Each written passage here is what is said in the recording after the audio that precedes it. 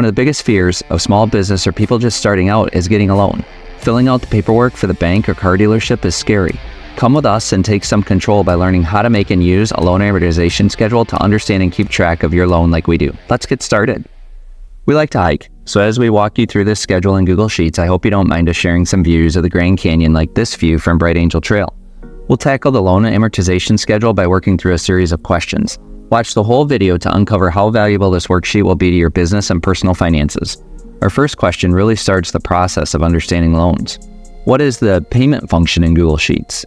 The payment function in Google Sheets, or PMT, is used to calculate the payment for a loan based on a constant interest rate, the total number of payments, and the loan amount. It's particularly useful when you want to determine the monthly payment on a car loan or any type of loan with a fixed interest rate. So the main inputs you need to know are the amount of the loan, the interest rate of the loan, and the loan term. The loan term is how many months or years the loan will be outstanding, which is also how long you will be making payments.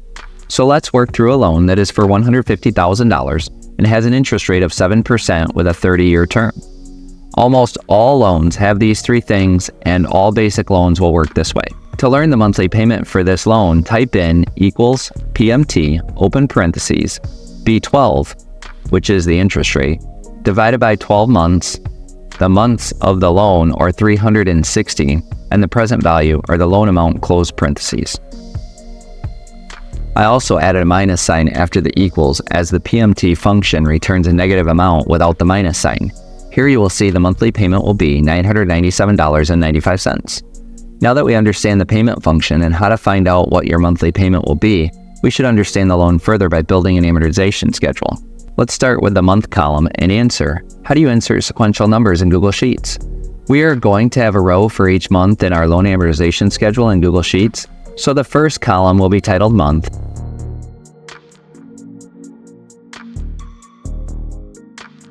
Under that, I am going to type in 1, 2, 3, 4 in subsequent rows. Now, to insert sequential numbers, I can use my mouse and highlight A7 to A10, and then left-click on the cell anchor, and while holding the click, dragging the mouse down the column. When I've reached a good spot, release the click, and the cells will populate with a sequential list of numbers. Here you can see me go to 40. You can also do this with dates and other numbers in a series. But there is another way to insert a list of numbers. I can use the formula equals plus the cell above, in this case A46 plus 1. Now, in A47, you can see the number 41. Now I can copy and paste that formula as far down the sheet as I would like. For our loan amortization schedule, we want to get to 360 months, or 30 years times 12 months. Now, to get back to the top, let's use the shortcut keys, Control Home. Google Sheets builds on a foundation of basic skills. In order to build this loan amortization schedule, we need to know the efficient ways to insert sequential lists like the two we just shared with you. It's good to also know shortcut keys. Subscribe today to take your Google Sheets education to the next level. By subscribing, the next time you search for anything Google Sheets, our videos will come up at the top of your search results. Okay, this schedule is still looking unfinished. So while we hike South Cobweb Trail, let's continue with the question, how can I track loan payments in Google Sheets? Now that we have the series of months listed in column A, we need to build out the column titles for the information we need to track your loan payments in Google Sheets. The information we need to track loan payments are the beginning loan amount, the payment, the interest amount, and the principal amount and the ending loan amount. Interest is the amount you pay the bank each month for borrowing money from them, but the principal amount is the amount of money the loan was reduced by with the payment. As you make payments, these columns will help you understand where you've been with the loan, where you are going, and as important, where you are. As we continue with the design, you'll see how it all comes together. How do I create an amortization schedule for a loan? Here is where the schedule starts to come together. We have our month column filled out, but have to work on the rest. The beginning amount column will be the loan amount outstanding before each payment for that month. Here in cell B7, we will type in equals B1 to capture the amount financed. In cell B7, we will type in equals string B string 4. The strings are also known as $signs to capture the monthly payment amount calculated above, and we will use the strings as we will copy that cell later. The interest formula in cell D7 will be equals B7 times open parentheses B2 divided by 12 close parentheses, and we will use relative cell referencing or strings to lock B2. The result is $875. The principal will be the payment amount less the interest amount. So type in cell E7 equals C7 minus D7, which is $122.95. The ending amount is the ending amount of the loan after the payment. So we will type in F7 equals B7 minus E7. How could I tell how my loan payment changes over the life of the loan? Now that we have the first payment detailed, we can work on month 2 and the rest of the schedule. The beginning loan amount for month 2 will be the ending loan amount from month 1. So in cell B8, type in equals F7. The payment doesn't change, so you will want to copy cell C7 to C8 or type in cell C8 equals string B string 4. Again, the relative cell referencing, so we always pick B4 if we copy and paste this cell. But the interest amount will be calculated, so in cell D8, type in equals B8 times open parentheses string B string 2 / 12 close parentheses. The 12 is to take the annual interest of 7% and get the rate to a monthly amount because most loans require monthly payments. The principal amount will again be the payment less interest, or type in cell E8 equals C8 minus D8.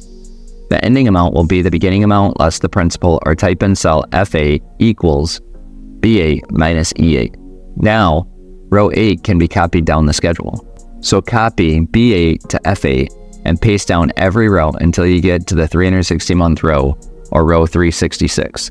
A little tip here is to go to cell B8 and use shortcut keys Control-Shift right arrow, then Control-C to copy, then go to the month column and Control plus down arrow to get to the last month. Then in cell B366, Control-Shift up arrow and Control-V to paste the whole area highlighted. These shortcut keys make copy and paste go a lot faster. So now you can see each month detailed in the Google Sheet. How do you remove the $ in Google Sheets? I like to format my Google Sheet schedules to have only $ on the first row and the total rows, if any. Over the years, I've learned it's a traditional accounting format that I like. So to remove the $ from the rest of the rows, I am going to highlight the cells to format. Then click the 1, 2, 3 number format button and click the number format. Here you will see all of the $ removed. Now that the schedule is almost done, we'll start reading and understanding the schedule next. But if you want a copy of this schedule, check out our video description for details. Read it now while you continue watching. What does a loan payment tracker in Google Sheets do? So now that we have the loan amortization schedule built in Google Sheets, let's analyze what it can do. You can see in this example in column D that the loan starts off with monthly payments mainly going to interest. In column E, only $122.95 is going to principal. Long duration loans like this will provide a lower payment but a lot of interest expense. Let's add a couple of columns to track interest and principal. In cell G6, title the column Accumulated Interest.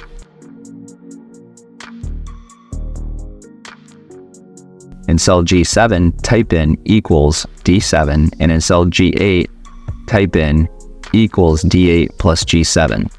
Now if you copy G8 down the column, you will notice the interest expense on this $150,000 loan is almost $210,000. But type in H6, accumulated principal, and format the cell to center, rev text, and add about a border.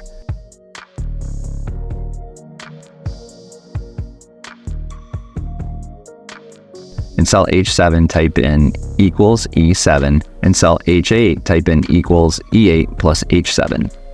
Copy cell H8 down the column to learn how much principal is paid off. At the bottom, you will see the loan of $150,000 is paid off, proving the schedule works as designed.